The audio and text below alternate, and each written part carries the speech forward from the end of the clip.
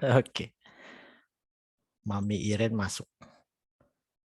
Kalau Mami Iren, selamat datang Bu Iren. Ya, hari ini kita eh, bertemu lagi. Saya baru dapat insight, jadi ada tambahan yang SOM 1 dan SOM 2 juga mungkin belum tahu ya. Ini untuk melewati hari ini memang kita perlu melewati itu latihan 1 sampai 4, tukar-tukar, pantang-pantang. Karena hari ini kita akan melakukan apa yang namanya membuat intensi pada air untuk healing. Ya. Sebenarnya sih kertas lakmus itu gunanya untuk membuktikan pada teman-teman yang belum pernah. Kalau pada kita semua sih uh, SOM 1 sama SOM 2 sih saya rasa nggak perlu kertas lakmus. Jadi dikatakan ada dua nih kalau tentang titik-titik. Saya pakai titik-titik sekarang ya. Kan kita udah pakai kata-kata. Tentang titik-titik itu kadar keasamannya tinggi di dalam tubuh. Itu yang pertama ya, titik-titik. Jadi, kalau kita membuat air intensi itu sebenarnya adalah untuk membuat airnya lebih basah. Basah tau ya, kalau pH itu kurang dari 7 asam, lebih dari 7 itu basah. Jadi kita membuat lebih basah sedikit daripada keadaan titik-titik tersebut. Kalau kita bisa melakukan pada air di dalam gelas yang nanti kita akan praktekkan, kita bisa langsung, sekali lagi kita bisa langsung ke tubuh kita. Ya, misalnya kalau ada yang mengalami asam lambung naik, namanya juga asam lambung naik ya, gastritis atau MAH itu adalah terjadinya peningkatan asam di dalam lambung. Jadi kalau kita menggunakan teknik yang akan kita pakai, kenapa pakai air di dalam gelas? Sebenarnya sih untuk dibuktikan aja ya. Kalau pakai kertas lakmus itu lihat pH-nya, itu kita bisa melakukan langsung ke tubuh kita, ya. Karena lambung kita kan juga isinya air ya. Itu bisa kita pengaruhi kalau kita misalnya eh, kepala kurang stabil, pusing, headache kalau bahasa kedokterannya, itu pun bisa kita stabilkan, kita selaraskan, kita sesuaikan. Jadi kuncinya di situ ya. Kita bukan menyembuhkan, tapi kita menyesuaikan dan menyelaraskan. Tidak pernah ada niat untuk menyembuhkan. Kalau niat itu ego main di situ. Ya. Kalau ego main, miracle won't happen. Jelas ya. Jadi ego nggak boleh main di sini. Ego tuh benar-benar harus lose. Itu kenapa eksperimen malam ini setelah melewati berbagai panjang latihan 1 sampai 4, nemuin mobil pink, apalagi habis mobil pink apa ya? Ngapus awan, ya, pakai pantang-pantang. Pantang-pantang itu supaya kita bisa ngerasain, oh, kalau saya di challenge tuh kayak gini tuh. Rasa itu yang paling penting. Jadi seluruh latihan di sini adalah rasa. Saya tidak membagikan pengetahuan, pengetahuan itu kognitif. Ya. Belajar di sekolah itu kognitif. Ini ada Pak Guru nih. Pak Teguh itu Pak Guru ya. Kognitif itu membuat kita tahu. Experience itu membuat kita paham. Sekali kita udah paham, nggak ada orang bisa goyahin lagi kalau kita udah paham ya. Ngajak debat juga kita tahu, oh ini orang belum paham. Jadi ngapain kita ngabis-ngabisin waktu debat. Tuh. Orang yang berdebat itu biasanya orang yang sok tahu sama sok tahu. Karena paketannya tuh tahu sama tahu. Tapi kalau orang udah paham, udah nggak berdebat lagi biasanya. Nah, kepahaman ini yang paling penting. Ya, kenapa ini ditaruh di terakhir? Karena tujuan kelas kita, Science of Miracle, adalah untuk healing.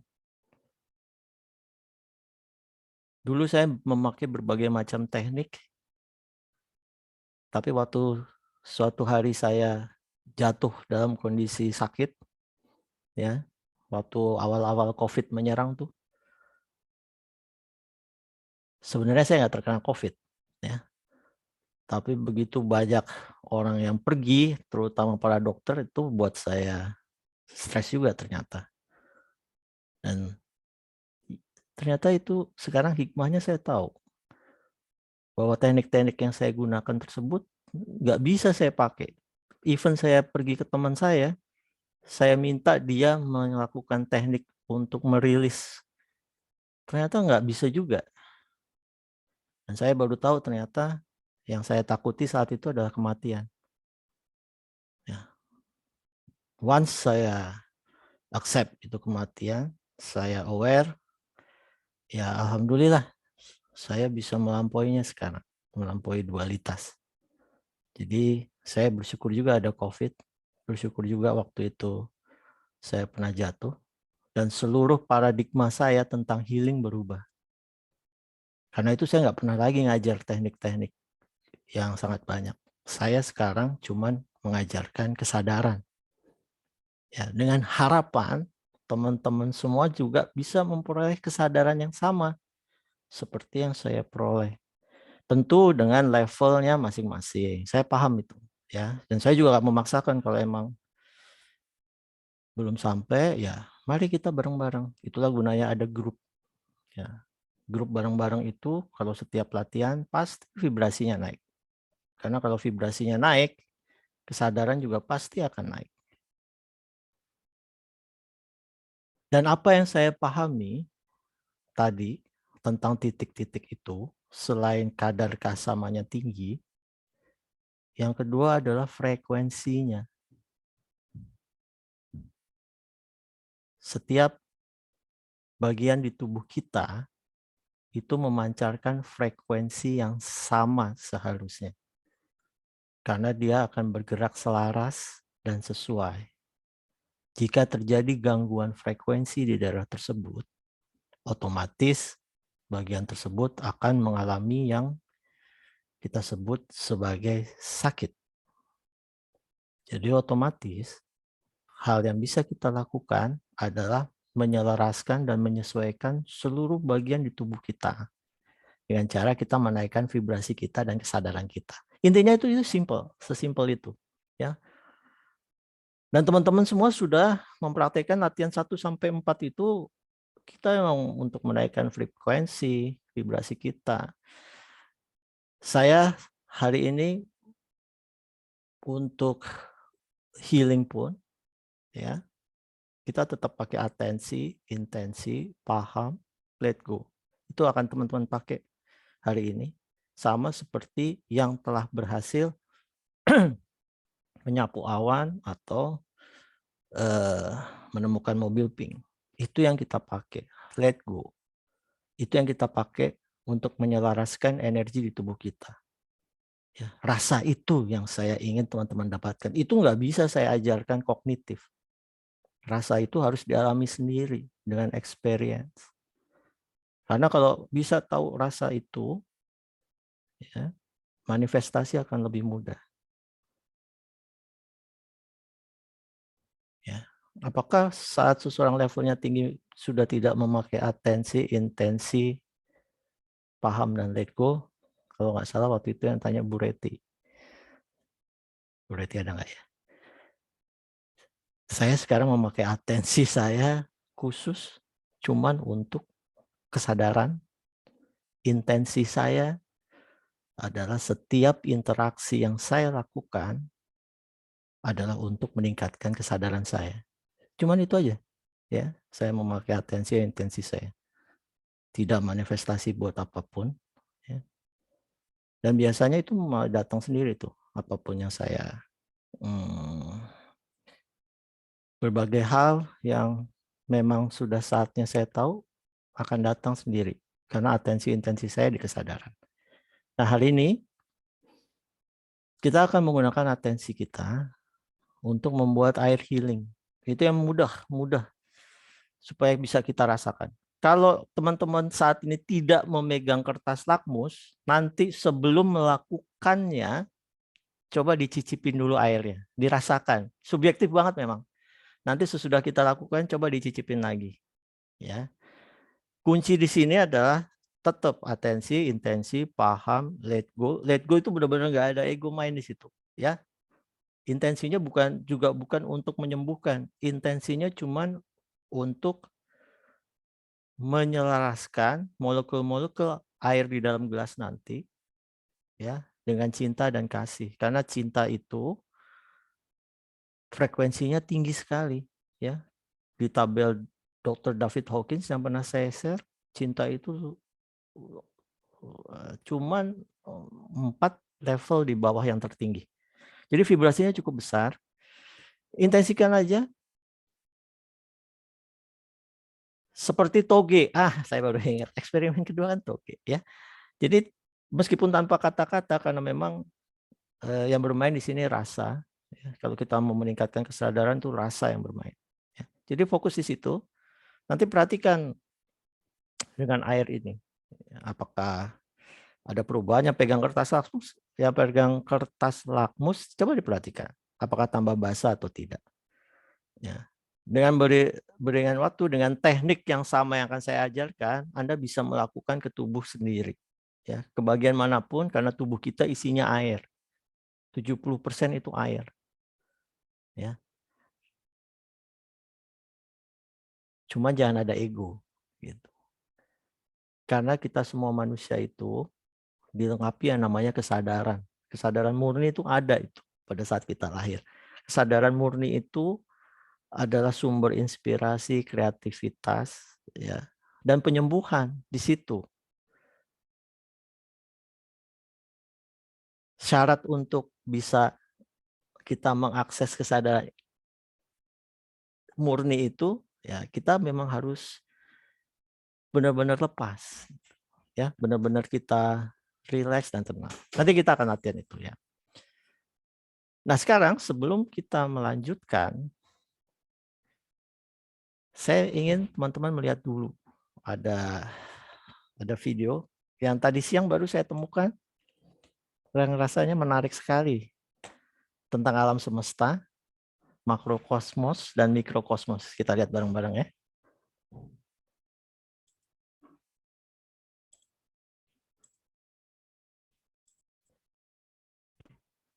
Bu Ani kelihatan Bu Ani? Jelas dok. Oke. Cosmic Eye. Siap, saya nyalain ya. Tata surya kita 100 juta kilometer. Kita lihat dari 100 juta kilometer. 1 miliar kilometer. Baru kelihatan lengkap tata surya kita 1 miliar kilometer.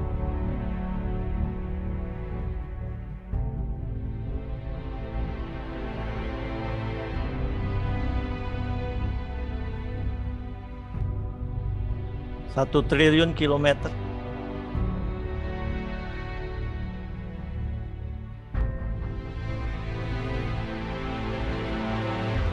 Sepuluh tahun cahaya ini.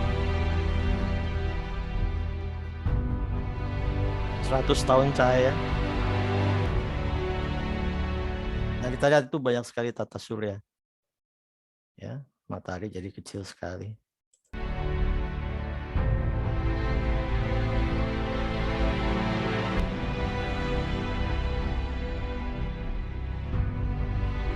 Nah, 100.000 tahun cahaya.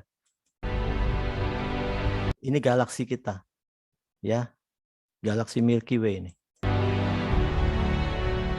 Dan lihat yang biru-biru lain. Biru-biru lain adalah galaksi-galaksi lain.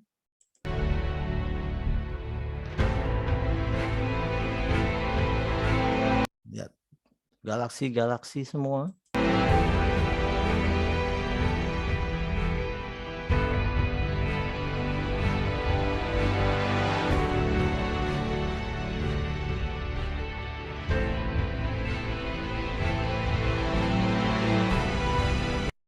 Ini adalah 10 miliar tahun cahaya.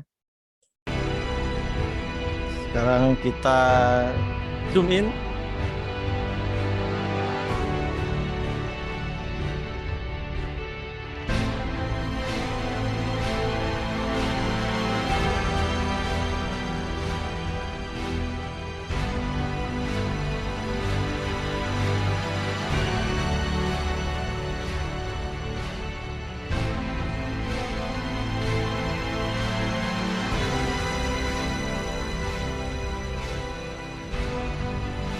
Ya, kita zoom in. Tadi makrokosmos.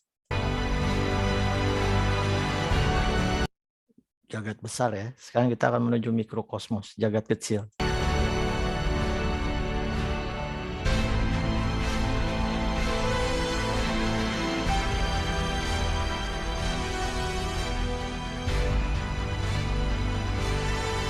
Nah, sel-sel darah merah. Ya, ini setiap sel. Dan setiap sel di sini adalah makhluk hidup. Saya ingin Anda sadar bahwa setiap sel di sini yang kita lihat adalah makhluk hidup.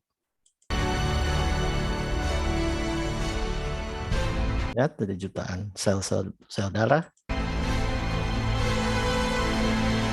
Makin masuk ke dalam mikrokosmos 1 mikrometer.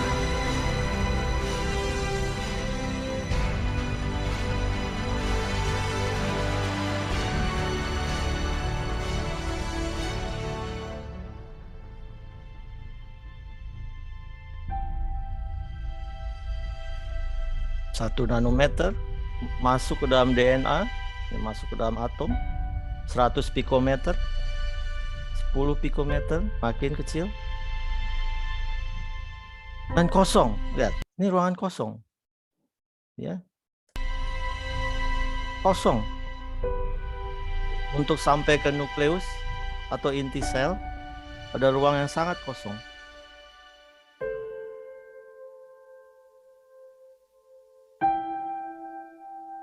Nah, ini quark. Quark ini secara fisika kuantum ada bagian yang terkecil yang ditemukan saat ini. 1 femtometer. Anda bisa search di Google 1 femtometer itu berapa itu ya. Ini ada bagian tubuh kita ini. Lihat, perhatikan, dari sel ini kosong. Ya.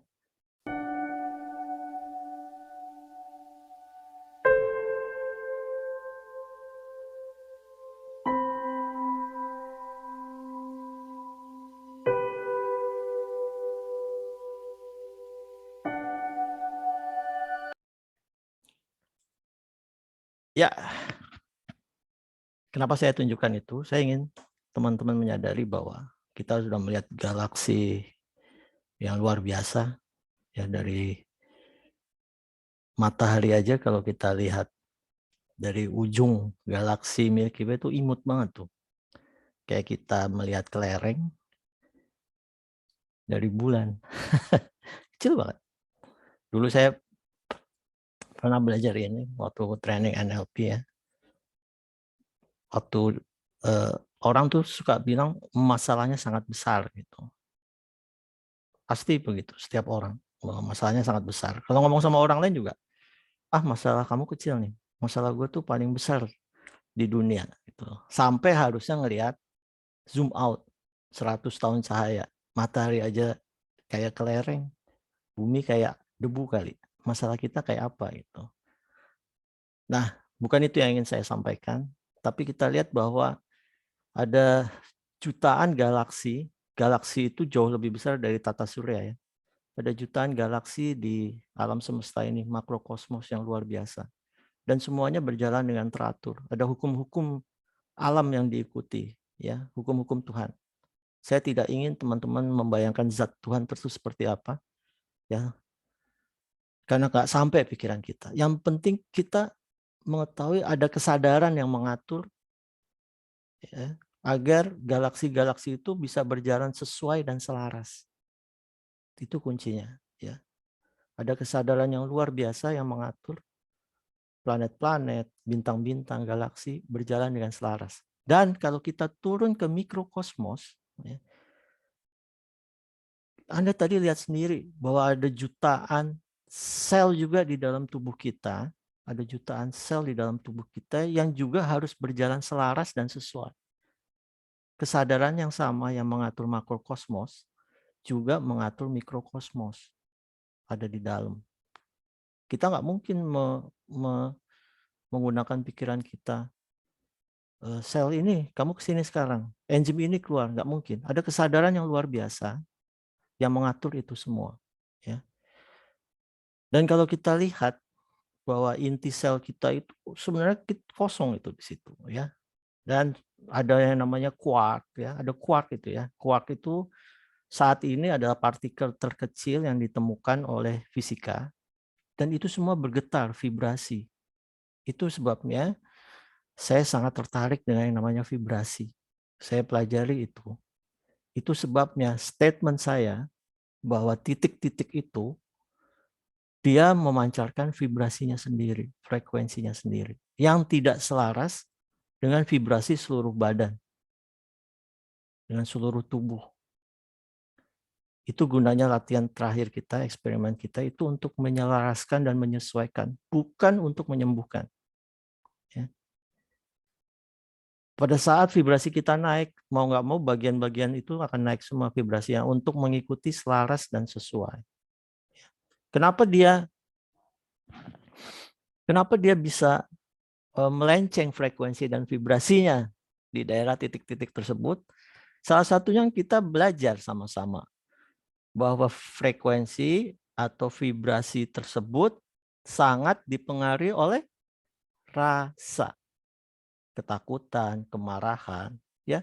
Kalau hidup seseorang dipengaruhi oleh ketakutan dan kemarahan, itu frekuensi tubuhnya akan berbeda dibandingkan orang yang hidupnya tenang dan nyaman. Ya, itu gunanya latihan 1-4 itu untuk menyelaraskan ya, frekuensi di dalam tubuh kita.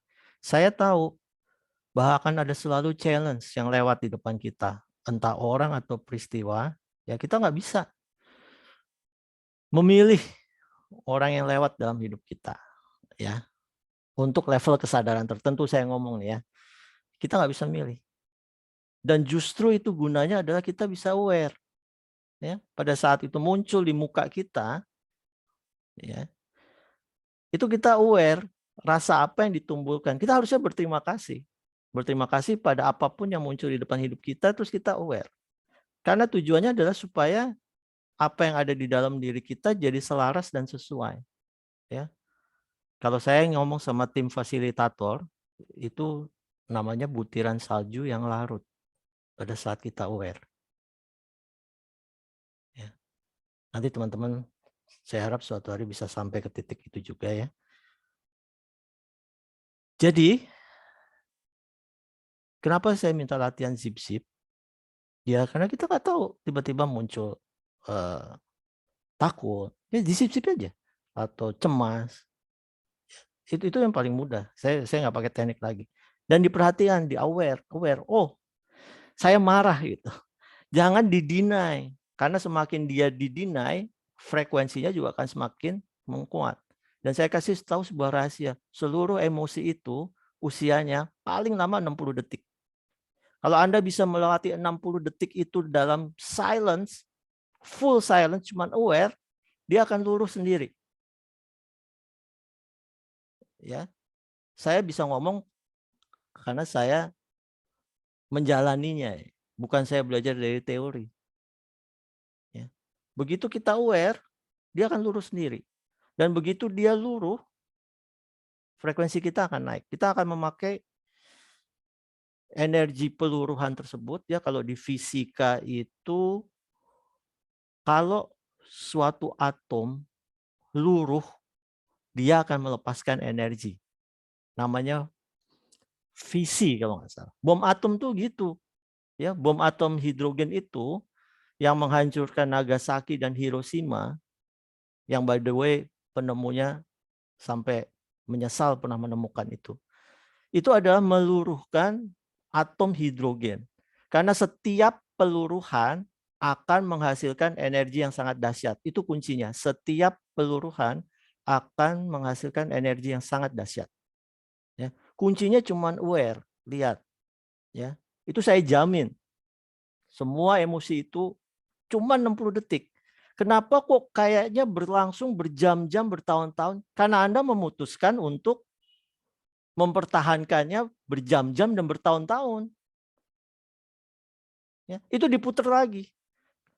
Kalau pernah ikut api unggun dulu ya, pas kita camping ya, api unggun taruh situ. Kalau nggak dikasih kayu lagi, nggak nyala apinya. Hilang dia, habis. Sama dengan emosi. Kalau kita tambahin kayu, ya nyala terus, membakar, ngabisin energi kita. Cukup dengan awareness, cukup dengan perhatiin aja. Dia akan luruh, dan setiap peluruhan itu akan menghasilkan energi yang luar biasa dahsyat. Itu kuncinya. Nah, kali ini ya, saya lupa apakah Sombets 3 pernah ikut open heart meditation? Bu Ani? Pernah ikut nggak ya? Sombet 3 belum deh, Pak. Dok? Oh, belum pernah ya? Ya, belum. Oke. Nah, bentar, saya minum dulu.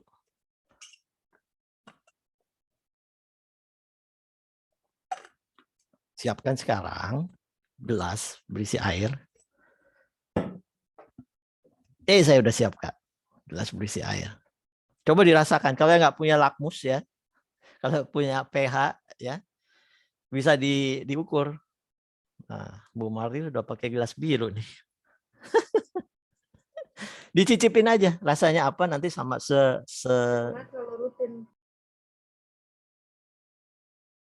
ya, rasain subjektif. Kalau yang punya lakmus, dicelupin lakmusnya. Kita akan meditasi dulu sebentar untuk kita menaikkan vibrasi teman-teman ya. Kunci untuk healing itu adalah let go, tidak ada ego. Itu kuncinya. Sebentar saya pause dulu recordingnya.